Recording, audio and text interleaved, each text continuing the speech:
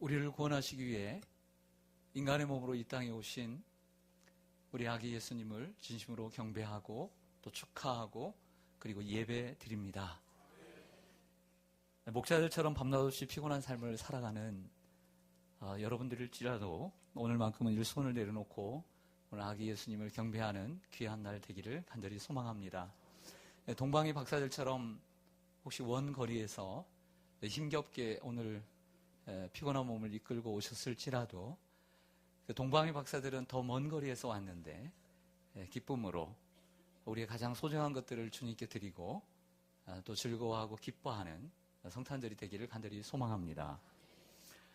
우리 인사가 있죠? 성탄절 되면 우리 서로 옆에 분들에게 한 3분 이상 인사하겠습니다. 메리 크리스마스. 네, 메리 크리스마스. 네, 메리 크리스마스. 네. 오늘 연합 예배로 드리다 보니까 장소가 좀 비좁고 그리고 의자에 4분씩 이렇게 앉게 되었습니다. 여러분들이 기쁨으로 잘 또 배려해 주시기를 바랍니다. 예수님의 탄생의 기사는 복음서 가운데 마태복음과 누가복음을 중심으로 기록되어 있습니다.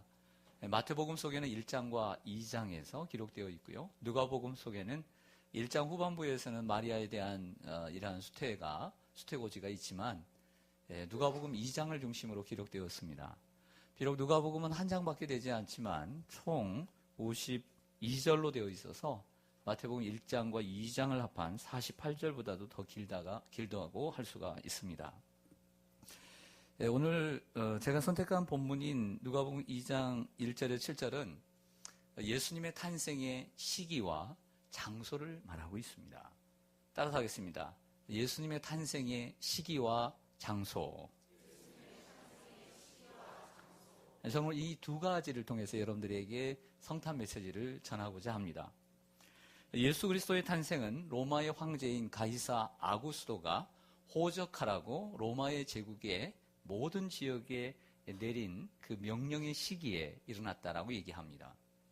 가이사 아구스토는 원래 그의 이름은 옥타비아누스입니다.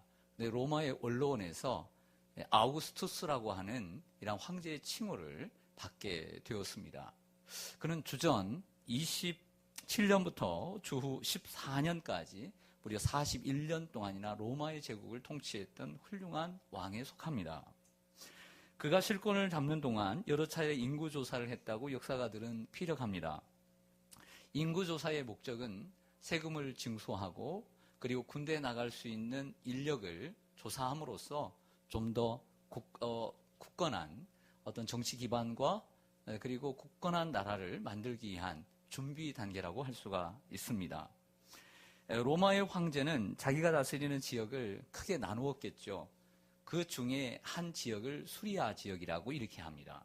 즉 아람 제국 위에 있는 지금의 시리아 그 지역을 중심으로 해서 수리아 지역이 하나 있었는데 이 이스라엘은 바로 이 수리아 지역에 속해 있었습니다. 그래서 이 수리아 지역에 총독으로 있던 구레뇨 시대에 바로 이 예수 그리스도께서 탄생하셨다. 이렇게 역사적인 시대를 말씀하고 있는 것이죠. 사실 역사가들은 예수님의 탄생 그 시기에 대해서 많은 이견을 내고 있습니다. 그래서 멀리는 주전 10년까지도 내려갑니다. 그리고 더 빨리는 주후 4년, 5년까지도 나가는 것을 보게 됩니다. 그러나 전통적으로 그리고 정통적으로 기독교는 예수님의 탄생의 시기를 주전 3년과 4년으로 잡고 있습니다. 그래서 주전 3년과 4년을 기점으로 예수님께서 탄생하셨다라고 우리 기독교는 밝히고 있습니다. 그러니까 결국 예수 그리스도께서 탄생하신 시기는 주전 4년 정도 되시고요. 그리고 예수님께서 십자가에 못 박혀 돌아가신 때는 주후 30년으로 보는 것이 우리의 정설이라고 할 수가 있습니다. 이 시기를 통해서 제가 여러분들에게 말씀드리고 싶은 것은 왜 예수님은 이러한 혼란의 시기에 오셨느냐라고 하는 것이죠. 분명히 갈라디아서 4장 4절에 때가 참에 예수 그리스도께서 오셔서 로마가 세상을 모든 길은 로마로 통하고 그리고 헬라어라고 하는 언어를 통해서 복음이 쉽게 전파될 수 있고 이러한 준비를 완벽하게 하셨지만 정치적으로는 무척 혼란한 시기, 그리고 식민지로 있는 이스라엘 땅, 그것도 북쪽의 갈릴리 나사렛이라고 하는 이러한 촌에서 왜 탄생하셨을까라고 하는 것입니다.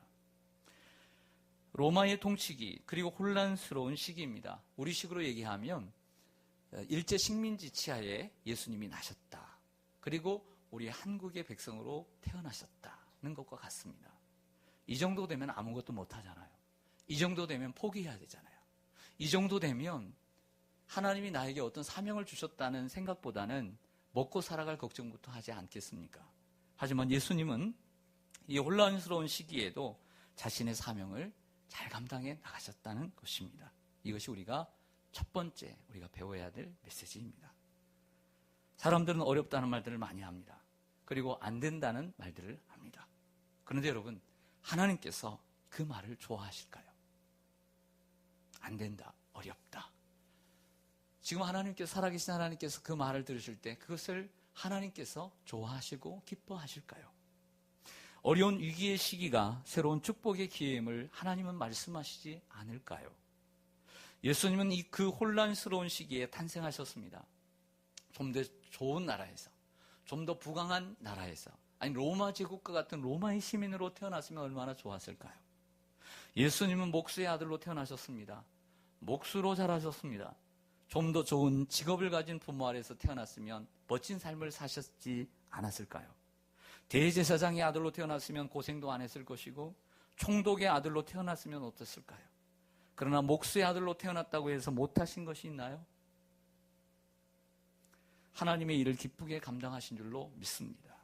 사람들은 얘기합니다. 나는 이래서, 나는 저래서 아무것도 못하고 이렇다라고 핑계를 댑니다. 예수님 핑계를 대셨나요? 나는 왜 어려운 시기에 이 땅에 태어났어? 식민지 시대에 태어났어. 그것도 총구석에서 태어났어. 교육도 못 받았어. 그리고 또한 목수의 아들로 태어났어. 왜 이런 고생을 하면서 나는 살아야만 했는가? 그렇게 말씀하셨나요? 그렇지 않았습니다. 여러분은 어떤 환경에서 태어나셨습니까? 그리고 어떤 환경에서 자라셨습니까? 그리고 지금은 어떤 환경에 처해 계십니까? 어렵고 힘드십니까? 그럴 수 있습니다.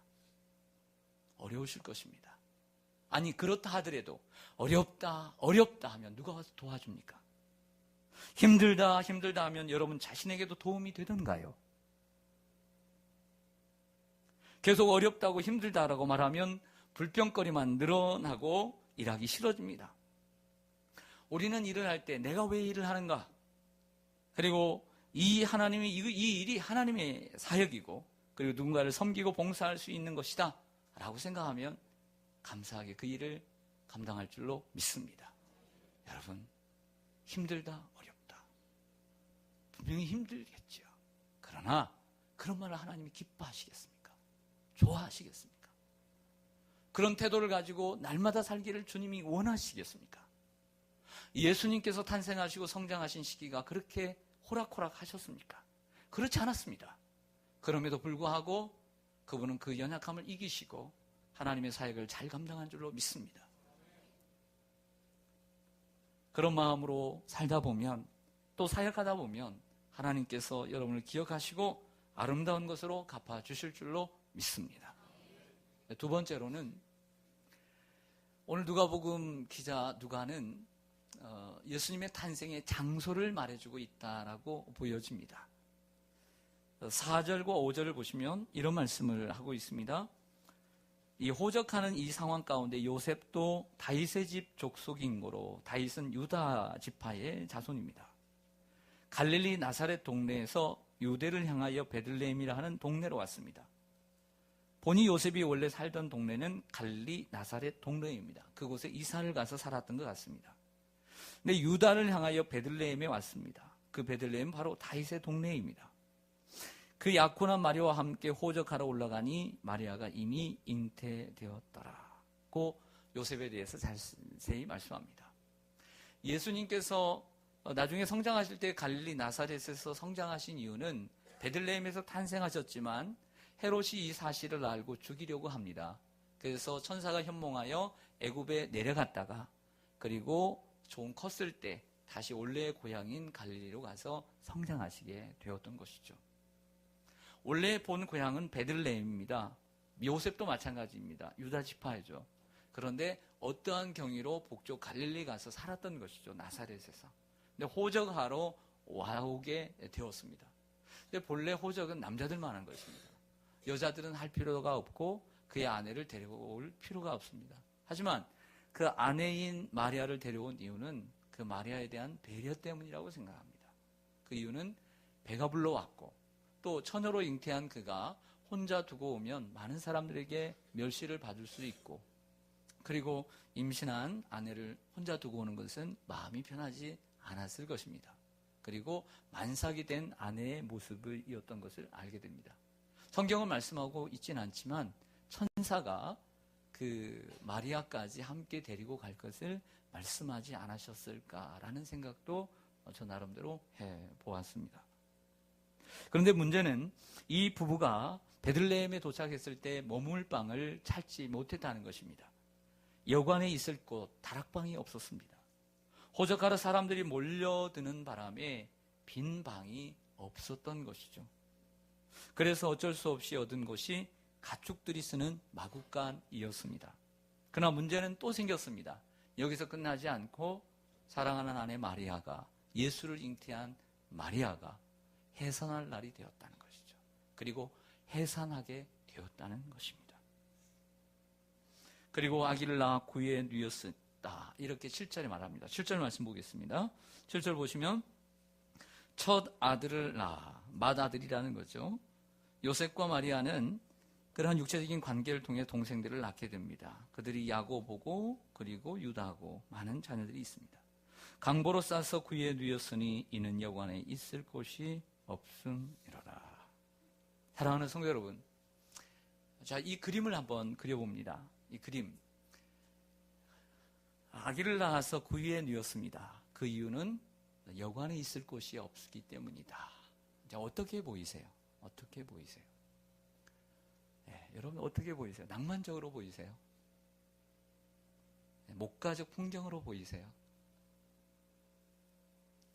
여러분들 여러분의 자녀를 어디에서 낳았습니까?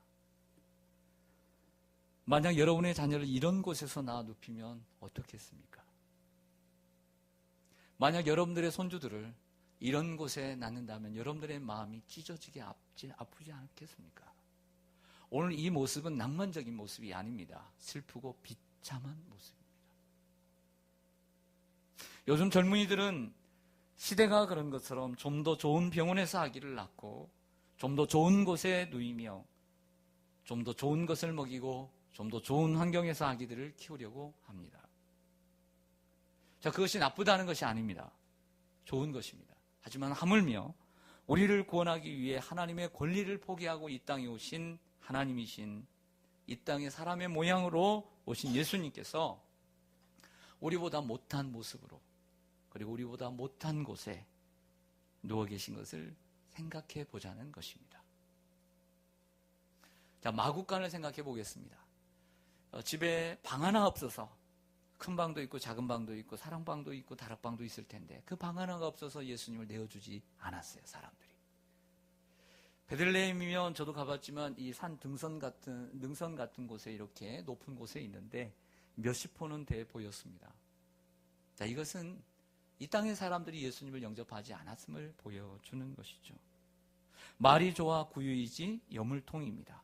가축의 먹이를 담아주는 그릇입니다. 마구간도 방이 아닙니다. 마구간은 통풍이 잘 됩니다. 엄마와 아기는 어떤 곳에 있어야 합니까? 따뜻한 곳에 있어야 합니다.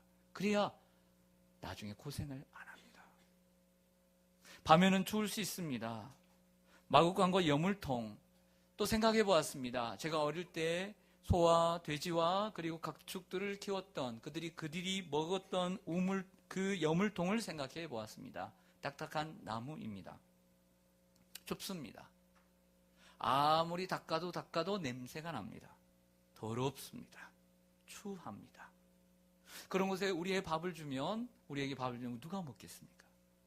하지만 우리의 구주이신 예수 그리스도, 그분이 그런 구유에 누워 계신 것입니다. 이 춥고 냄새나고 더러운 곳은 바로 이 세상을 의미합니다. 그리고 죄인인 우리의 마음을 상징하는 것이죠. 이 모습은 이 세상에 오신 예수님께서 어떠한 상황 가운데 오셨는가를 상징적으로 보여준다라고 보여집니다. 그래서 요한복음 1장 9절과 11절에 보면 이런 말씀이 있습니다.